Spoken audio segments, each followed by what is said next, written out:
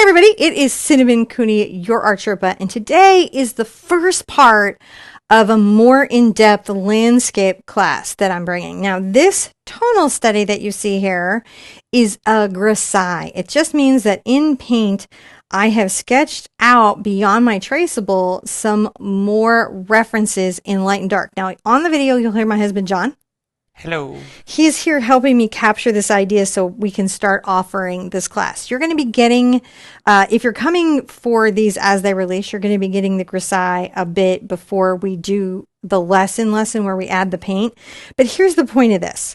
And I'm going to talk you into this. You can either put the traceable on and then do the shading, or you can follow along with me. Either is fantastic, but this is why you're going to do this. This technique, this has worked for centuries. This is one of the oldest painting techniques, and it's old and it's used still today because it's so effective. And if you're having trouble getting lost in complex landscapes or really getting that finished look that you're trying to go for, this can be your magic bullet. So I really want you to come and jump on in to Grisaille with me. Watch this lesson, get it ready so you're ready to paint when we put the color on. Okay, let's go. Right here I have an 8x8 stretch canvas surface, and the colors that I have out are Burnt Sienna and Mars Black. Let's throw up step one, and I'm going to show you how you use this fantastic technique. Now, on step one, I do want to sort of have a guidance for placement. So I'm going to come across my surface using a T-square and measure it halfway. Since this is an 8x8, I'm going to have it halfway at the 0.4, right? So I'm going to get a tiny brush. This is just a 1/4 inch angle, and I'm going to get just a smidge of brown, and I'm going to come right here and make a tiny little brown mark, and then I'm going to come this way, and look at me, I'm eyeballing things so good these days, and make another little mark. And that's my center point of my canvas. That'll help me sort of orient as I go around and I do this landscape, since it's sort of complicated. How you doing, John? Doing good. Yay! All right, so I think I'm trying to decide what I want to start this in, and I think I'm going to start this in a filbert because it gives me some different controls, and I'm going to loosely sketch in and then come back and start adding the tonals. Now, if you are doing this step by step with me to learn the Grisaille technique this way, just follow along here. But if you're using the traceable, you'll want to put that in now and then just do the shading part of the Grisaille. But don't skip it because it really makes a difference. I'm going to get my filbert wet. This is a number 4 Isacryl filbert, and I'm going to just Sienna. I only have the black there to kind of like really deepen the color on the times that I need it, and so I want a thin amount of brown. I'm gonna come up, oh gosh, like maybe an inch back here. This is going to be the vanishing point of sort of where my stream is going to go, and then I'm going to have it start a little bit down here on the lower left, and it's going to come off this way. So a couple inches down from my halfway point on this side is going to be the big stones going up. And what I've just got to do is very carefully put those in. Okay? So I'm going to begin with the big structures. I'm going to come along here on the edge of my brush. And you guys are using your reference. I made sure to put these references out so you guys could use them if you are going to be doing this along with me. I'm going to add another little stone here. So, hey, John, how are you doing? Okay, same. Yeah, just I think this is one of those sort of like things. Watch things, like, you know, understanding how you're laying it in. But there is some sort of work at home kind of ethic going on. Yeah, I don't know that this is much more of a I'm watching you. This is not so much social. You're drawing rocks and drawing things. I'm drawing rocks. It's so exciting. But you can see I'm just building them up. When you have to take in complicated structures like this, sometimes it's helpful to just I'll make this one sort of round. I don't have to be perfect at any point, so that's a relief for me. I'm going to come a little bit above up here, imply a little rock going off. I've got these really cool pine trees that I am a little kind of nervous to do just because they're so structural to the whole piece. I'm going to kind of bring that up. All right, I'm going to go ahead and lighten that out. So you can see I'm really just, it's even almost like a wash. I'm not doing deep stuff, right? I'm just putting in objects. And I think the other brush I will keep by me is my small little angle I had out 2 seconds before, if I know where I stuck the little thing. And the reason is because there are tiny stones and there are big structures, right? And I need to have both to be able to work it. Okay, come across here a little bit. And then for sure, I've got a little landscape going up towards that right.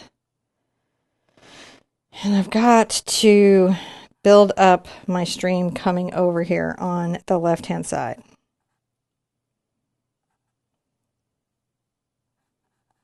And I may even want to brush size down for a minute just because there's so many fussy little bits of rock, even on the big rocks. A lot of what happens to us as artists is on very complicated stream beds. It's really almost hard to take these elements on, isn't it? Because there's just so many parts to it.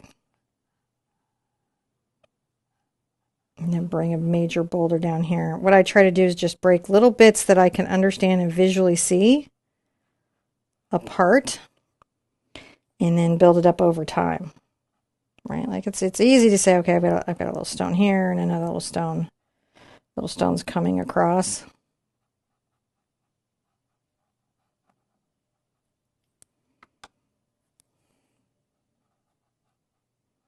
Don't want to mistake my center line for a little stone. I might come down towards the lower left just to get another big kind of boulder in its little shape in, so I know where that is. This is really sort of what we all want to be able to do when we're doing landscapes, and can be really overwhelming to take on, especially if you're new. So that's why I'm labeling this advanced, but it's not that I'm not going to explain every step of it to you. I am. But it is a lot to take in. You know, just even this extra step of getting this in, right? Which again, if you're not confident in drawing, what are we going to use? Traceable. References and traceables. Right? You don't have to, you can still do this technique and not be confident in drawing by using the traceables, which will have just the major lines, and then you fill in all the shadow. I think I meant more to say the tools that are provided to help you, whatever they may be. Like, don't be afraid to use them, because that's what the purpose is there. Well, I mean, that works, doesn't it? Yeah, we have mini books and traceables and references and videos, and then like if you had another way you could explain it, I think you would. Yeah, as many ways as I can explain it to get it done, I'm going to do. There we go. So this wouldn't be considered a loose style painting. We're not going to be too loose with it because we're putting in this, very in-depth value study ahead of time. If you were trying to work from your own photographs, what you'd want to do is you'd want to create this value study. I did mine in pencil, and then, kind of came in to do the paint here. You can see I'm just using the corner of this brush. This is a 1/4 inch Princeton Catalyst. I like this very upward rock. I like it when there's weird shaped boulders along the stream edge. Yeah. It's very pleasing to me.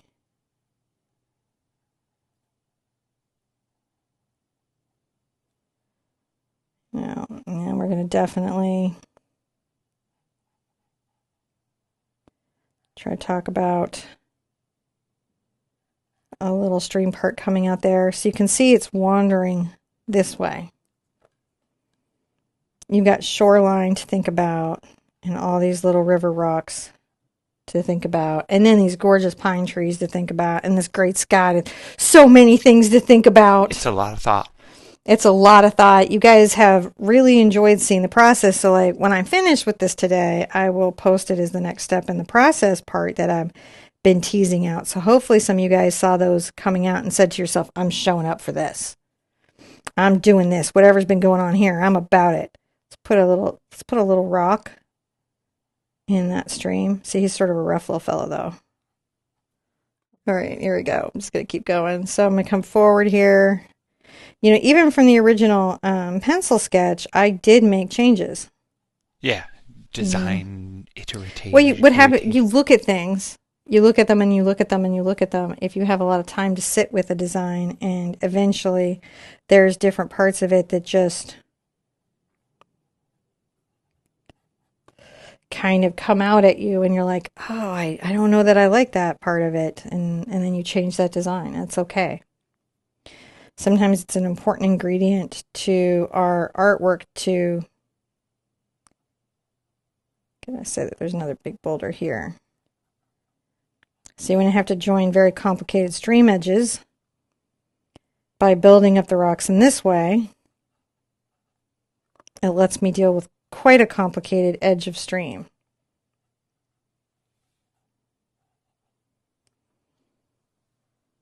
And then it's going to come here.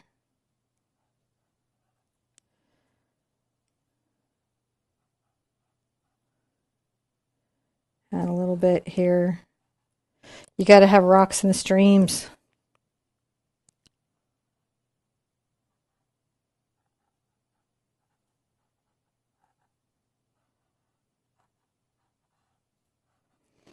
Pull out a little bit of the landscape, right? That joins up these rocks. You know, and then off down the hill, you know, this goes. All right, let's call this a step, and then I'm going to add just some more details in as we go. This was a lot to take in. I don't know if we'll always do the steps on the Grisaille. We're sort of testing out the concept of that. So this is edition 1. And then we have to ask ourselves, what did we think? What did we think of edition 1? I like that there is stones that are going to be kind of showing under the water. You know, because the water is thin. I think that's very exciting. So I'm going to be kind of light with that.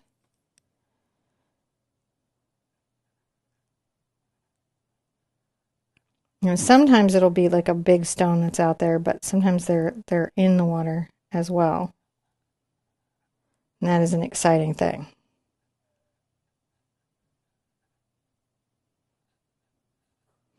You know, and even as you add color, you might add more bits in here as you paint it for balance and things. But just even having this in, getting these values in at this stage makes such a big difference. Yeah. Going to, you know, kind of talk about this coming down here. We've got some trees, but they're super faded back in the distance. So I don't really need to think about them in that same way.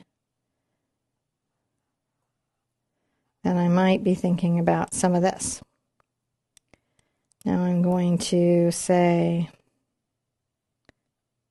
make a little line. I want a little collection of pines. This is going to be challenging to do, but we're going to do it.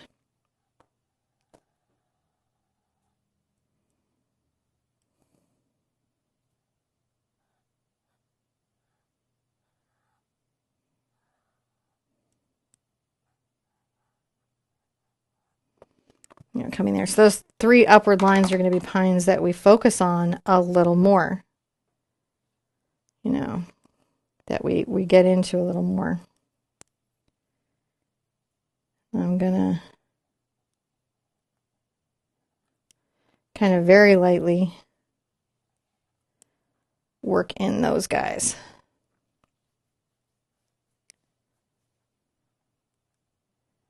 I'm going to definitely have to come back with shadow and stuff. For sure. Maybe I'll get this guy up front first. Just because. I'm going to move him over some.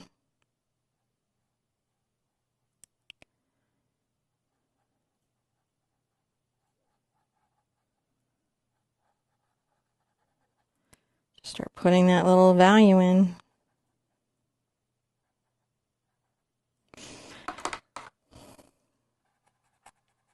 See how I erased? You can totally erase. Oh yeah, that's cool. Until it's dry, you can completely erase anything. So you're not too stuck in what you've got going on.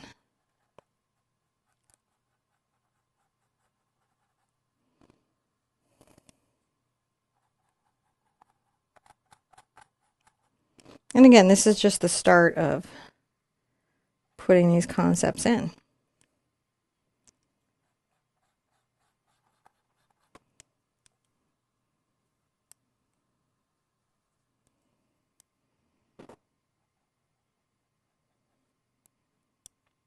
It's true we have some complicated kind of sky going on here, but you know, the thing is that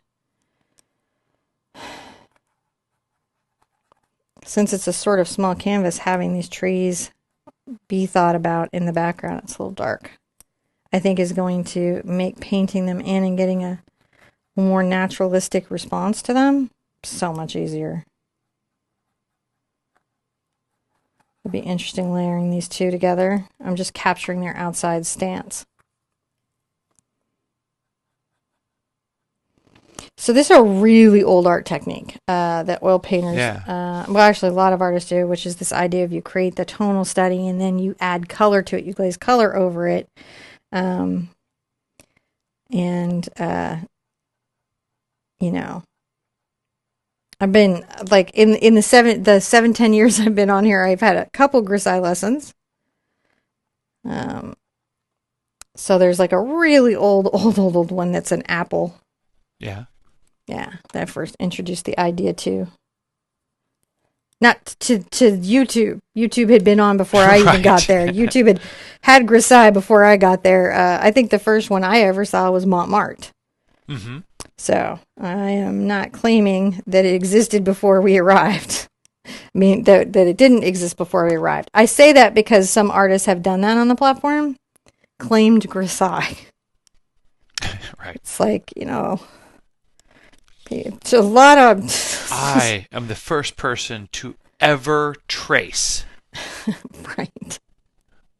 It doesn't work like that. Don't pay attention to Michelangelo or Leonardo or any of the Ninja Turtles. Any of the Ninja Turtles. That's a pretty mellow. So we've kind of got that shape there, right? It's pretty determined little shape. Let's call that a step, and then we're going to come back and start kind of adding some value. Like what we have is structure lines. This is what we normally think of as a traceable, right? We've got the major lines, and then we come in and start thinking about some value. But as we're going, we're going to want to definitely, you know, create more involved value. Let's think about our trees. Now I'm going to get a little bit of my black and my brown now. Whoa, I know.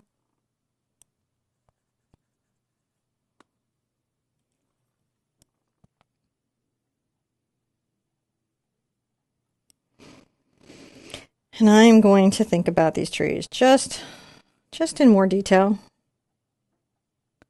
Add some shadows to underneath the branches, so when I come in to put them in and have some nice little snowy detail, I'm like, oh, but I know where my shadows are. And it will absolutely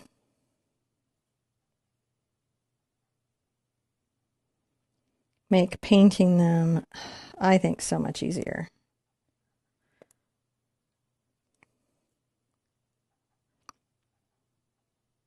You can do this technique in oils and watercolor and almost any medium where there is a glazing opportunity.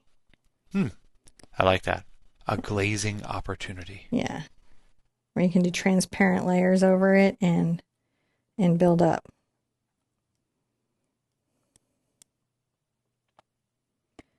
And what can be wild is that, you know, through here, you can kind of thoughtfully think about some of those details before you have to get overwhelmed or involved in the idea of the paint. So it's kind of weird that we're starting the main lesson with the Grisaille on. Right. But this lets you decide how you want to do it. And that way I can release the Grisaille well before the lesson. You guys can have that on, and then when it comes out, paint along.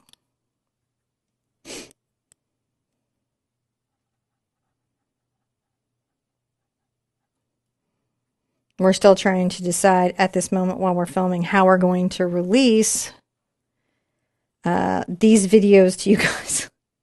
Yeah. We'll work it out, though. You'll be watching it right now. You'll find out what we decided because we will have done it.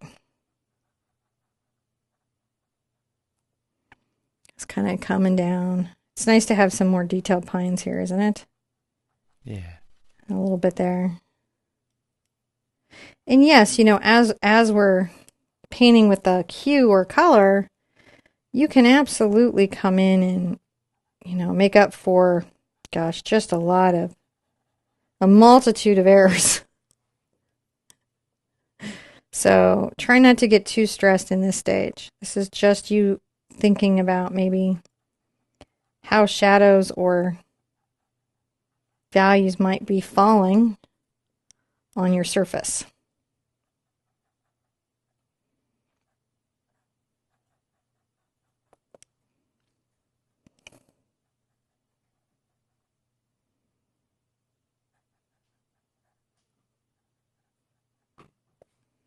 But we're starting to see those trees a little bit more, aren't we? I almost didn't add them, and then I was like, we just needed some balance for the distance, out of focus trees and the sky that was going to be going on. We needed some balance, and I was like, you know, how are we going to get that? I was like, you know what we need? What nature should give us right here is a tree. That's what this moment needs, is a tree.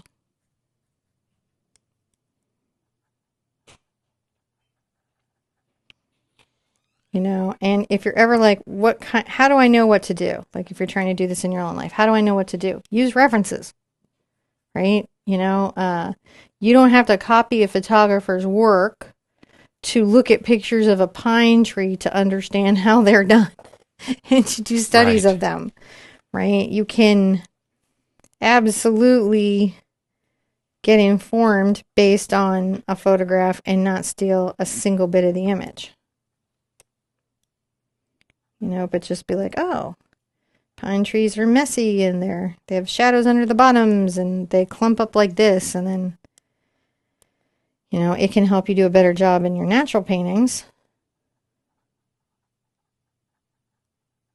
Because sometimes nature gives you almost everything you need, and then, but not everything that you need. It's like, you're like, if only there was a rock right here. And then it doesn't give you that. Because it's nature and it's not playing by your rules. It's not particularly concerned about what you want, right? It's just being itself. Yep. It just belongs where it belongs. You know, we might be like, hey, rock, you belong here. But in general, you know,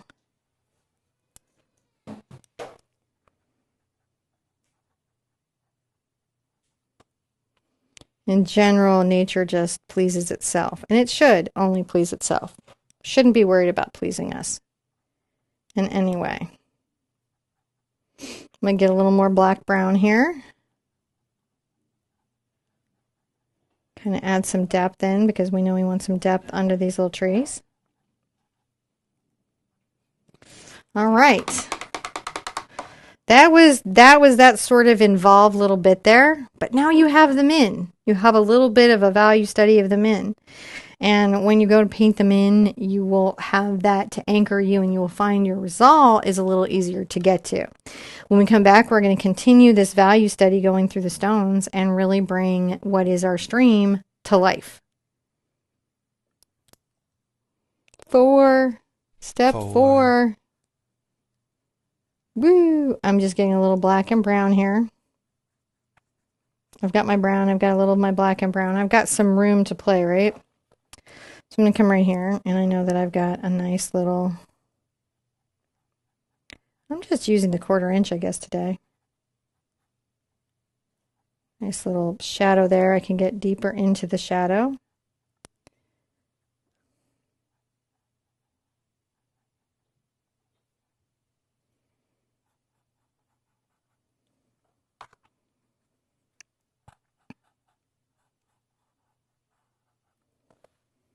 You know, if we don't have to work at it, it's going to come to me.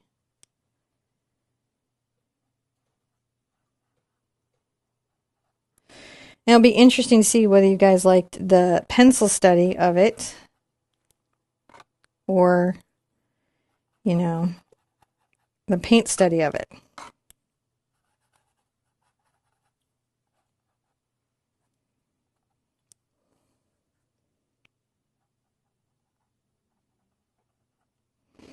Just hitting my shadows.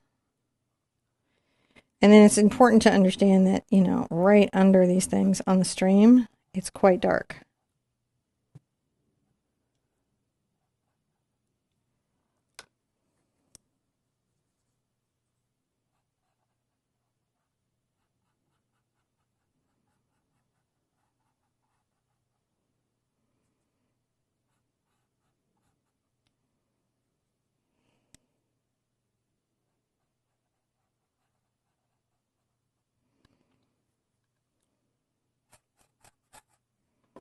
Just start putting this stuff in. I don't know, it's kind of relaxing, isn't it, babe? Yeah, I think so.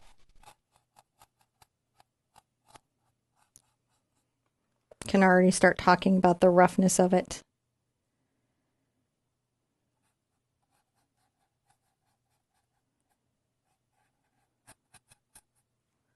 The stony nature of it.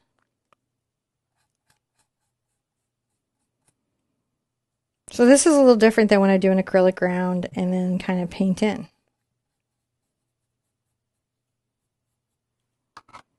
Get a little water on there. You can see I'm just using the paint to value out. And the other reason I don't worry about underbinding is that, you know, there's a period of time between me doing this. That's just too much brown. I can use it over here, so I'm not too worried about it.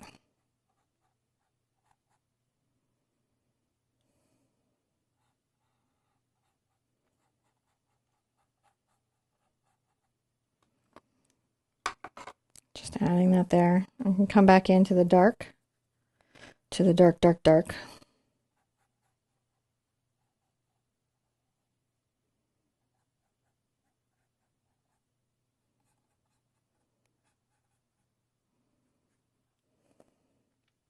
Finding the rough little edge of these.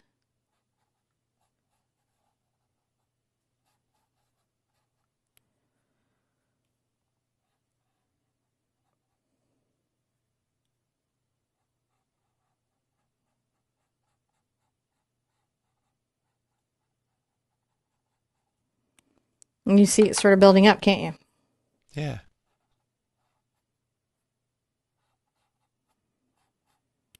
Just a little something to think about.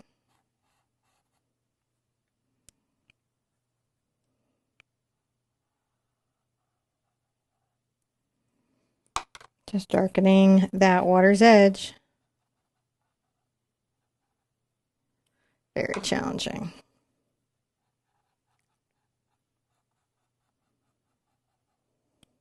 But you can see I can easily work it back if I feel like I've overdone. Yep. And that's what makes it working this Grisaille part easier, because you're just working with the, is it the tone? Yeah, just tone. Just tone. Just tone, just light and dark. Kind of like pencil sketch. Like if you're an artist that came from a pencil background, right?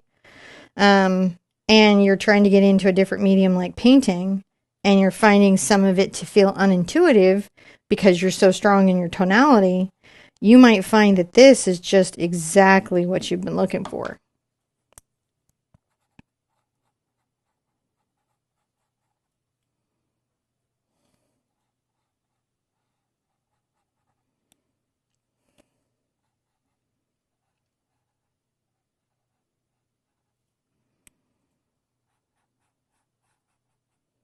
And that's okay. It can be exactly what you're looking for. Come along here, and I know I've got dark water.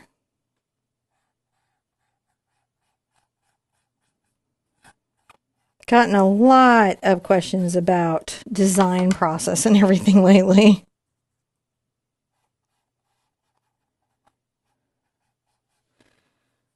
I think it's like lots of people want to know how to get their process better, because they don't know. It's like there's not a lot of references or resources for that.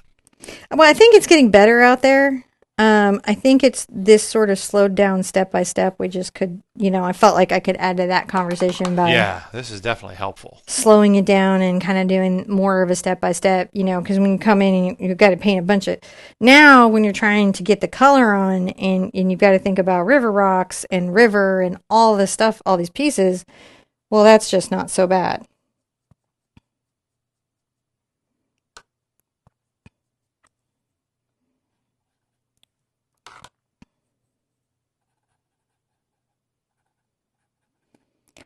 And I'm going to start.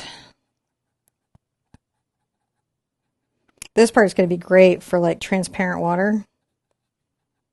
If you've been wondering about that, that's going to really break that open for you. You're going to be like, I love transparent water. I'm going to get a very dark brown here. The opaque water does scare me. It does. I've noticed that about you, sweetheart. It is not your favorite. Nope. I think it's also good because you guys will have seen, I hope if our plan works out, you guys will have seen a time lapse, right? Of everything to kind of see what the process is going to be for the full painting.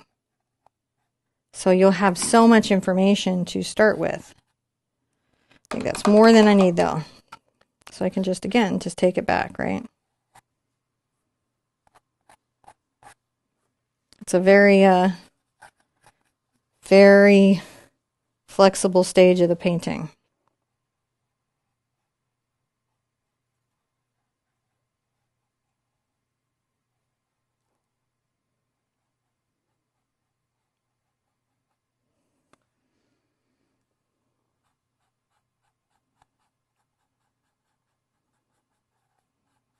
And we can just keep working out those values.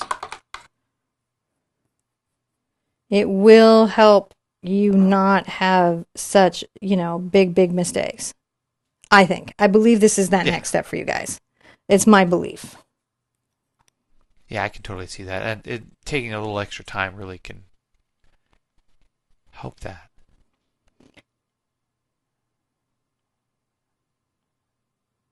And it gives us a chance to do some advanced landscapes.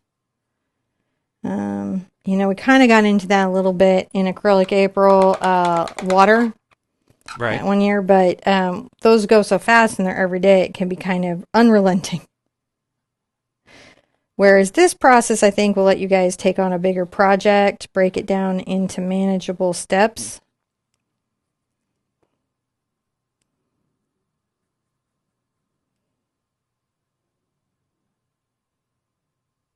What you see me doing is just adding little stones.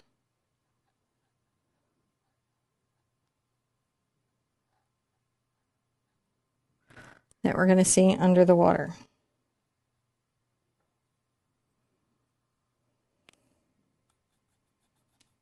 And we'll come over, work this side up.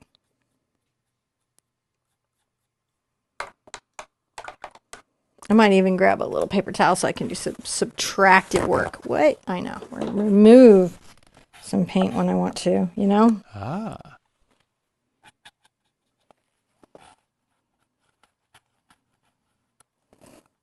That's kind of nice.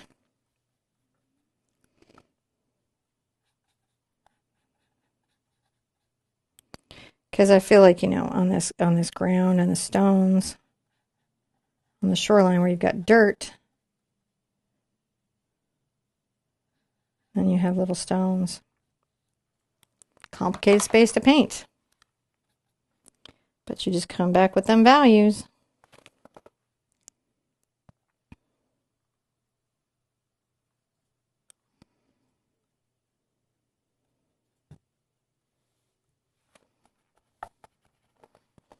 Oh, I kind of like that. It's even giving me sort of some rocky textures. When you can repeat it, that's when it's a technique. Right. It's true. It's a technique when you can repeat it. I'm just adding a little wash there and sort of tapping up and down. I don't hate it. I don't hate that.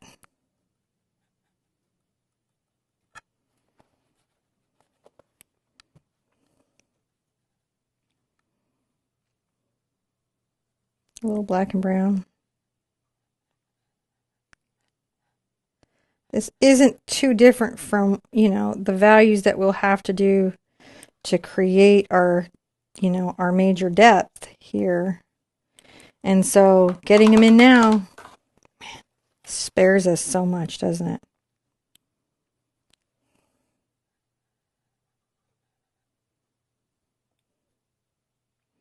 Also, if you, printed out your reference and you've been thinking about things, really thinking about them, that's a helpful thing too. Mm-hmm. A little darker here. Darker than I meant to be. But it's okay, I can just come here and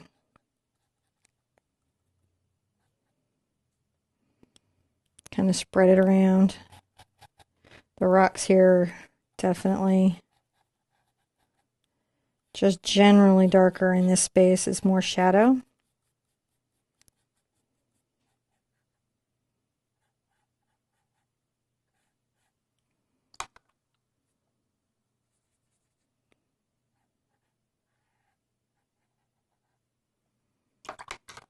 Kind of adding that shadow to the water.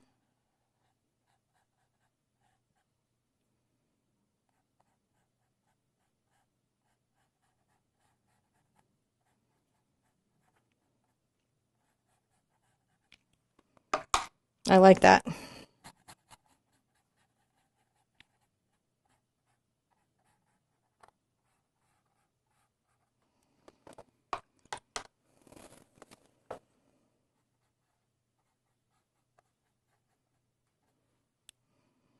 Maybe a little darker brown.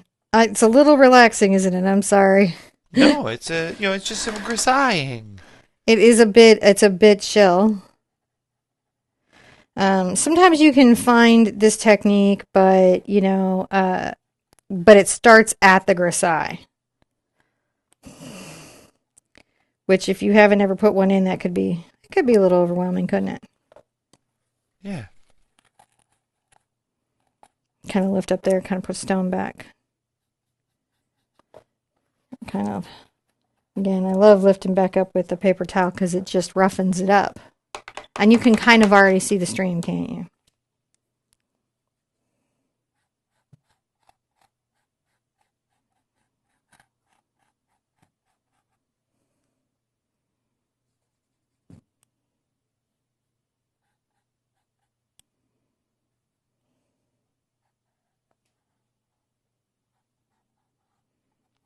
A little bit darker under that.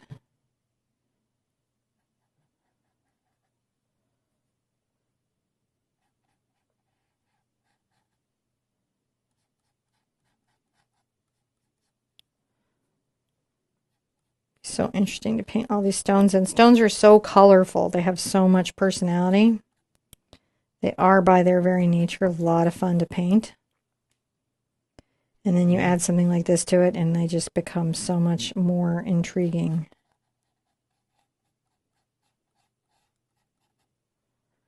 See how, and you can see how, like, when you shade them, they become separate. It really takes it out of that confusing line drawing.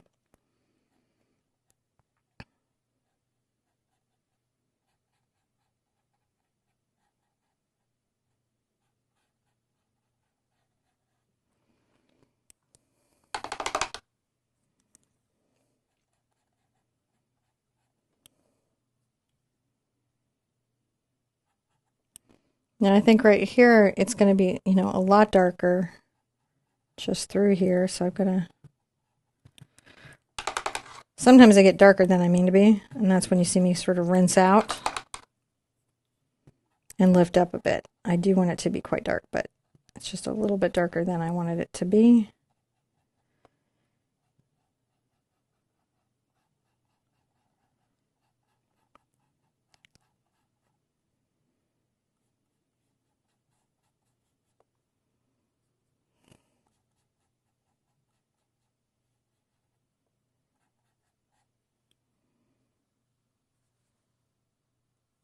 There we go. Sometimes you just got to mix it more carefully.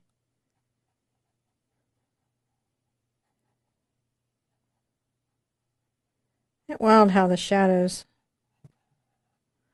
are what pull the objects away from each other.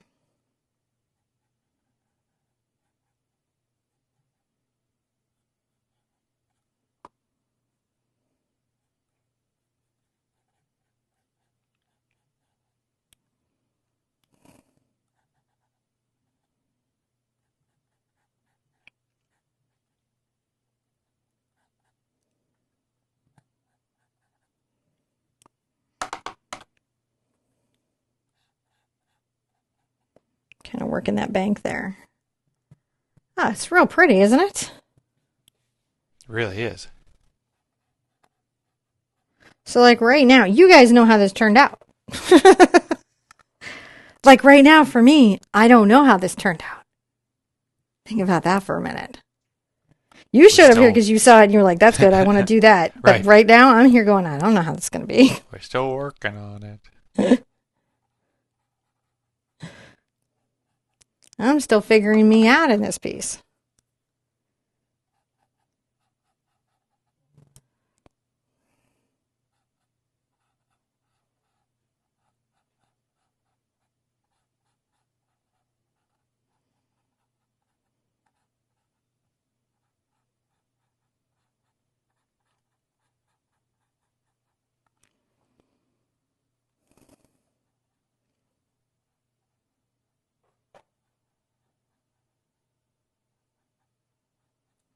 Just come shading it back down the riverbed.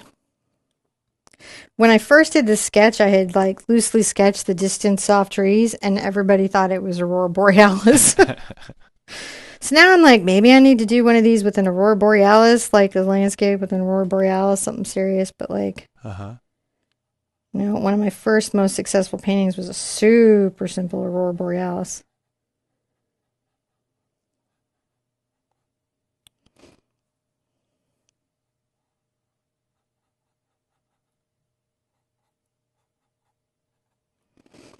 Just building up the paint. Do you see rocks?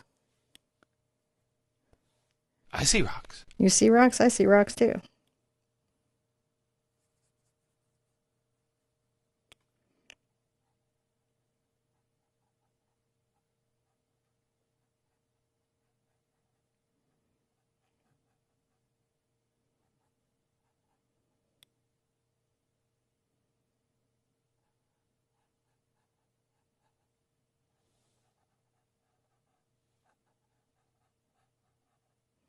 Stream has so many little stones that, you know, kind of bank it. Yep. Wonderful to put them in.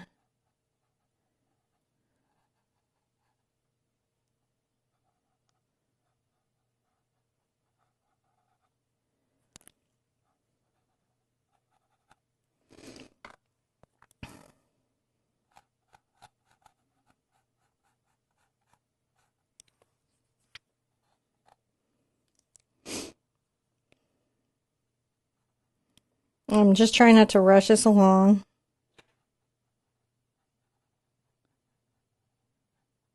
This works for still life too, and floral arrangements as well. Wildlife paintings. The technique, if you're like, man, this really is helping me. It works for many techniques. It works for many things. And if you love the technique and you want to see more of it, you can check out a lot of oil painters will lean into this, especially in the fantasy illustration space. Like some of those favorite ones that you may love, they'll have a lot of stuff where you can kind of see this technique, different ways of achieving it. Though I plan to put out so many lessons that you don't need to go anywhere. Right.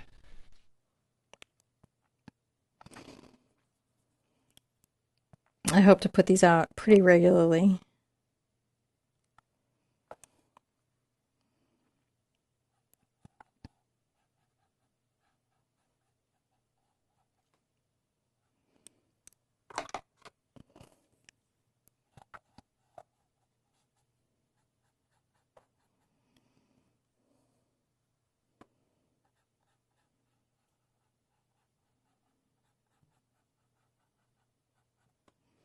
Just trying to make sure that I've got nice edge here. A little bit lighter than that, I think.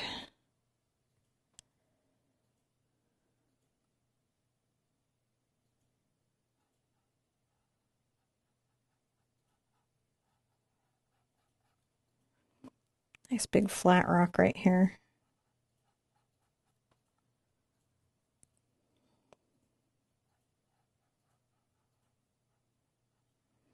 Isn't that wild? Like, we got lost in it for a second, but then we found the shadow and then he came back out again.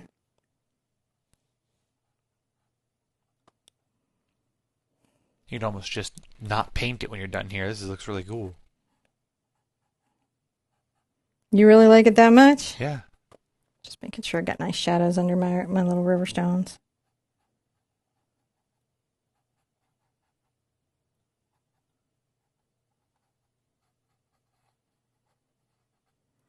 Because they got to have shadow, right? For sure.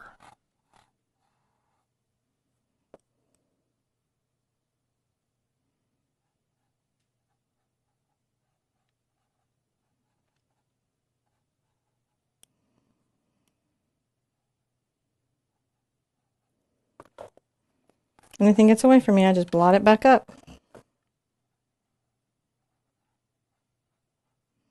Am I stuck? No, I'm not. I am never ever just stuck.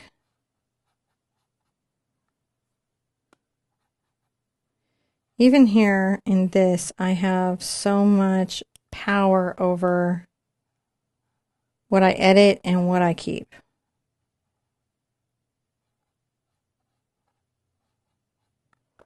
It's really looking like a stream now.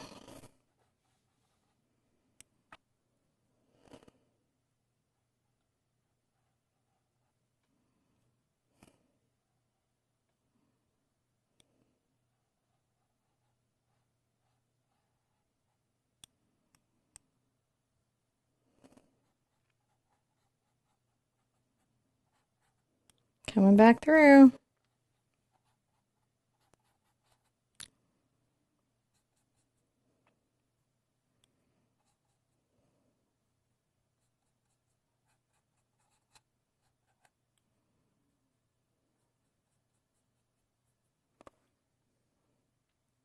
Just more and more.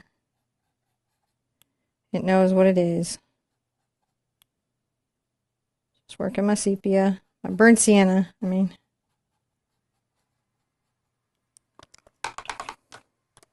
Who's got stream? We got stream. It looks pretty cool.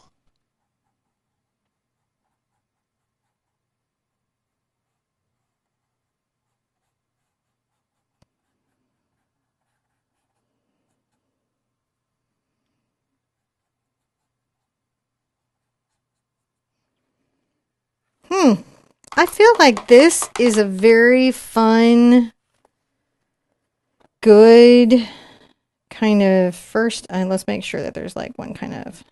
It's a great exercise for sure. Yeah, this is a good way of starting this thought.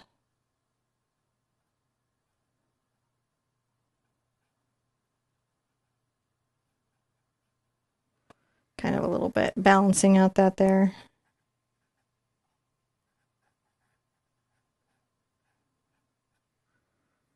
Thinking about that stuff where it would balance out.